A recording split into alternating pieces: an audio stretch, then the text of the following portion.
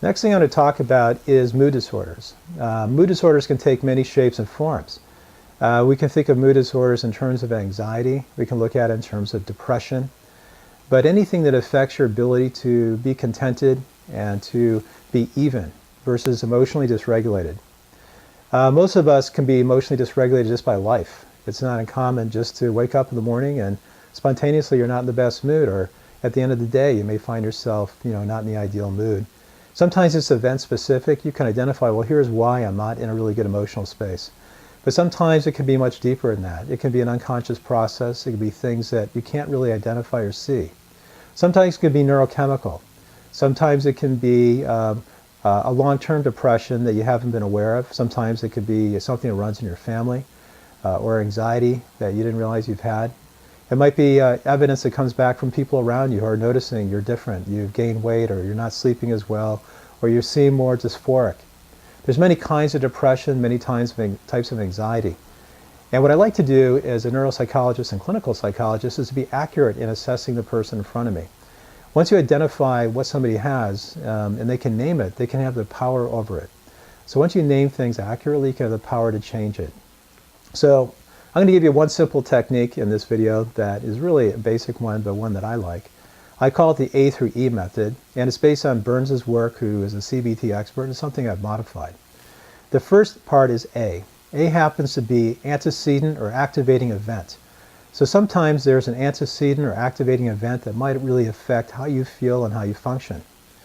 And the B part is twofold. The B part is, what do you believe about that event? So what are your thoughts about it? How do you imagine it? What's the way you construct it? What's your internal narrative or story about that? So the beliefs are really important. The next thing is, how do you behave based on that belief system? And that's a really critical piece. How do you actually act? The next is the consequence. What is the consequence of how you actually believe or hold the event, and how do you behave accordingly? What are the consequences? How does it ripple through your life? How does it affect your internal functioning? How does it affect your functioning on a horizontal level between you and other people? How does it affect your general mood state? How does it affect your ability to focus on work? So what is it you're noticing? What are the consequences for you? D is really critical. This is where the skill comes in, which is, how do you dispute the B, the belief?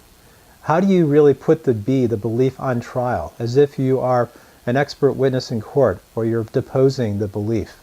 How do you challenge it? How do you be with it?